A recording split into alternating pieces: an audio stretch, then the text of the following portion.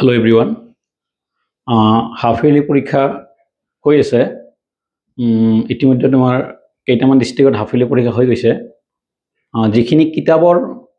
হুবহু কনসেপ্ট এখিনিটো ল'ৰা ছোৱালী প্ৰায় ভাগে জানে কিতাপৰ পৰা কিছুমান ৰিলেটেড কোৱেশ্চন অকমান ডিফাৰেন্ট টাইপৰ বনাই দিয়ে যিবিলাক অকমান ল'ৰা ছোৱালীৰ কাৰণে জটিল হয় আৰু তো লাষ্ট টাইম হাফ yearly পৰীক্ষা কামৰূপ ডিস্ট্ৰিক্টৰ জেনাৰেল ম্যাথমেটিক্সৰ এটা কোৱেশ্চন আহিছে বহুপদ চেপ্টাৰৰ পৰা তোমালোকে জানা 2 নম্বৰ চেপ্টাৰটো নাম হৈছে বহুপদ আৰু 2 নম্বৰ চেপ্টাৰৰ কোৱেশ্চন কিটা ইজি বহুত ইজি হয় তাতে এটা কোৱেশ্চন অকমান ডিফাৰেন্ট টাইপৰ দিয়া আছে যিখিনি ল'ৰা ছোৱালী 2 নম্বৰ চেপ্টাৰটো পঢ়িছে বহুপদটো তোমালোকে এই কোৱেশ্চনটো হয়তো বহুতে পাৰিছে মোৰ ষ্টুডেন্ট দুই এজন জনাইছে যে এই কোৱেশ্চনটো অকমান জটিল পাইছে ইহঁতে তো কোৱেশ্চনটো যদি চাও আমি কোৱেশ্চনটো কি দিছে কামৰূপ ডিস্ট্ৰিক্টৰ আহা প্ৰশ্ন এইটো 4 মাৰ্কস আছিল কোৱেশ্চনটো কৈছে যে যদি আলফা আৰু beta px 3x square minus 6x plus 4 দ্বিঘাত বহুপদটোৰ শূন্য হয় ওকে তেন্তে alpha by beta plus beta by alpha plus twice 1 by alpha plus 1 by beta into x plus thrice 9 alpha beta এটোৰ value কিমান হ'ব 4 মাৰ্কস আছিল কোৱেশ্চনটো যথেষ্ট ডাঙৰ নহয় কিন্তু অকমান বুজি পালে অকমান বনাই কৰি মানে মিলাই কৰিব পাৰিলে সৰুতে হৈ যাব এতিয়া আমি এই কোৱেশ্চনটো চাইছো প্ৰপাৰলি মই চাই লৈছা যে আলফা আৰু বিটা মেইনলি কি এই দুটা বহুপদ 3x square minus 6x plus 4 এইটোৰ দুটা ভ্যালু দিয়া দুটা সলিউশন দিয়া আছে ৰুটস দুটা দিয়া আছে এটা হল আলফা এটা কি বিটা ইয়াৰ পৰা আমি এইটো বস্তুৰ মানে ভ্যালুটো ফাইন্ড আউট কৰিব লাগে ঠিক আছে এবাৰ আমি যদি এটো লও সলিউশনটো লও বলাচোন কেনেকৈ কৰা যায় চাও এবাৰ আমি এইখিনি মুছি দিছো জাস্ট কোৱেশ্চনটো ৰাখিছো বোৰ্ডটো অকমান ঠাই কম হ'ব পাৰে এবাৰ আমি যদি আনসাৰ আকাৰ লও বা সলিউশন আকাৰ যদি লও তেতিয়া হলে প্ৰথমতে আমি এইখিনি লিখি লম বাকিখিনি মুছি দিছো মই ওকে এইটো হল আমাৰ কোৱেশ্চন এই কোৱেশ্চনটোৰ ভ্যালু ওলাব লাগে এতিয়া এইটো কৰিবৰ কাৰণে কি কৰা যায় আমি ইকুৱেল চিন দিলো প্ৰথমতে এই দুটা বস্তু একলগ কৰি লম এই দুটা একলগ কৰি লোৱাৰ লগে লগে বিটা আৰু আলফা আৰু বিটাৰ যোনটো লসাগু হ'ব এলসিএম লম আমি এটো আলফা বিটা ৰাইট আলফা বিটাৰে যদি ইয়াক আমি ডিভাইড কৰো বিটা বিটা ক্যান্সেল হ'ব আলফা আৰু আলফা ইনটু কৰিলে হ'ব আলফা স্কয়াৰ ওকে প্লাস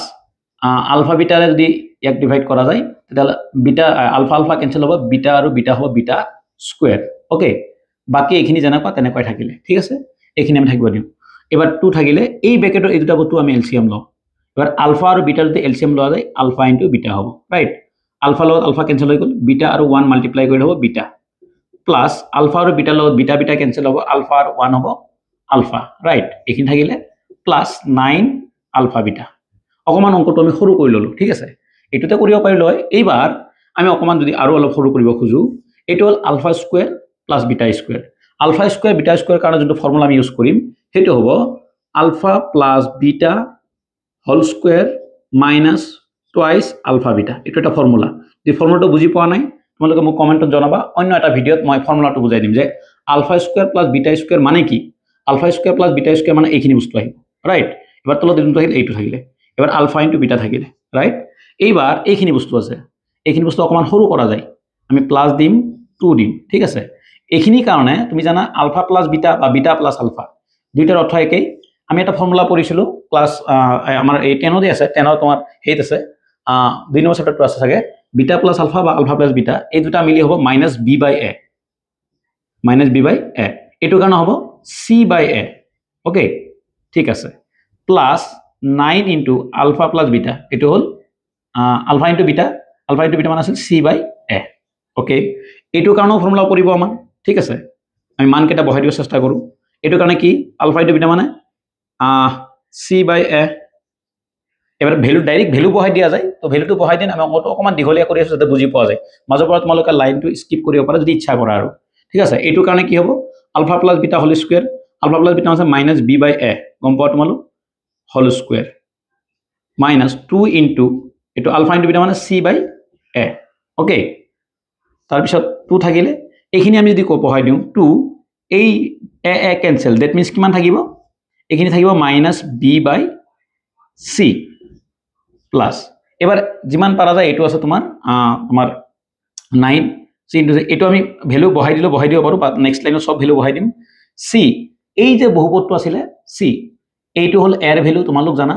এইটো হল বিৰ ভ্যালু এইটো কি সিৰ ভ্যালু এৰ ভ্যালু 3 বিৰ ভ্যালু -6 আৰু সিৰ ভ্যালু হ'ব 4 বুজি পাইছা নিশ্চয় এবাৰ আমি কি কৰিম এই ভ্যালু কেইটা বহাই দিম এই সিৰ জায়গাত সিৰ ভ্যালু বহাই দিম সিৰ ভ্যালু কিমান সিৰ ভ্যালু 4 এৰ ভ্যালু কিমান এৰ ভ্যালু 3 ওকে এবাৰ এখিনি যিমান পাৰা যায় সৰু কৰা অংকটো এখিনি বুজি পাইছা নে কেনে কৰিলো এখিনি এবাৰ চাই লবা তাৰ পিছত আমি নেক্সট স্টেপত যাম ইয়াৰ পিছত যদি আমি লিখো এবাৰ ভ্যালু কেইটা বহাই দিব চেষ্টা কৰো আমি এই যে এৰ ভ্যালু কিমান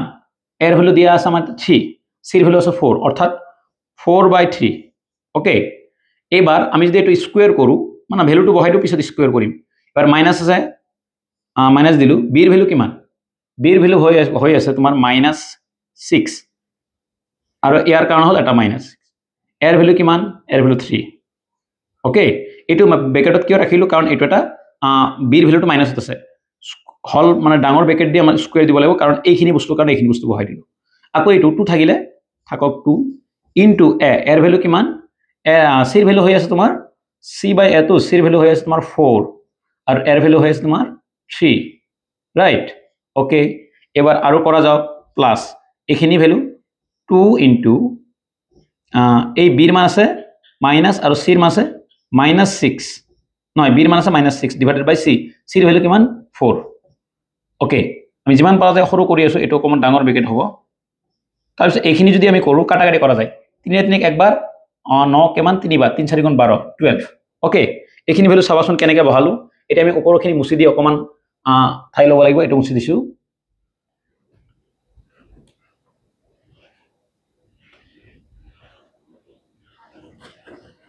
এবাৰ এইখিনি যদি কৰো আমি এইখিনি যদি ক্যালকুলেশন কৰো কেনে কৰিম ইয়াৰ পিছৰ ক্যালকুলেশনটো কৰিম মাইনাস মাইনাস কি যাব প্লাস হৈ যাব আৰু 3 ৰে 6 কাটি দিম আমি 3 ৰে 6 কিমান টাইম 3 ৰে 6 2 টাইমস তেতিয়া হলে 2 যদি স্কয়াৰ কৰা যায় ডাইৰেক্ট কৰিছিলো 2 স্কয়াৰ কৰিলে মানে ওপৰত এনেকা কৰো আমি এইখিনি কাৰণ কৰিব খুজি আছো এইখিনি 3 ৰে ইয়াক মানে 2 টাইমস আৰু মাইনাস ন প্লাস হৈ যাব অৰ্থাৎ 2 স্কয়াৰ হ'ব ৰাইট এইখিনি হ'ব 4/3 ওকে আকৌ ওপৰত আছে মাইনাস এইখিনি যদি আমি কৰো কাটাকাটি কৰিব নোৱাৰো ওপৰ নহব এটো 8/3 হ'ব ওকে তাৰ পিছত এটো গল এইখিনি বস্তু যদি কৰো আমি এই 2 ৰে ইয়াক কাটি দিও যা কিমান টাইম 2 টাইমস ওকে প্লাস এই 2 ৰে 2 টাইমস যাব ওকে এই 2 ৰে ইয়াক 3 টাইমস যাব ওতে না থাকিলে এটো হ'ব থামা আৰু ডিভাইড না থাকিলে তেতিয়া হলে +3 প্লাস আকৌ ইন হ'ব 12 এইখিনি যিমান পাৰা যায় সৰু কৰা ওকে এইখিনি মুছি দিছো এইখিনি কিমান হ'ব 4/3 এটো স্কয়ার কৰিলে 4 এই 4 তলত মনৰ এটা 1 আছে 1 আৰু 3 এলসিএম হ'ব 3 3 ৰে 1 আৰু 3 টাইম 3 4 12 মাইনাস এটো হ'ব 8 এই 3 আৰু 3 কেনসেল হ'ব প্লাস এইখিনি কিমান হ'ব 15 এইখিনি কিমান হ'ব আমি তলত এটা কাটি নিউ থাকিব কিমান ওপৰ থাকিব 12 ৰ পৰা যদি তোমাৰ কিমান গুছি যাব 8 তেতিয়া থাকিব 4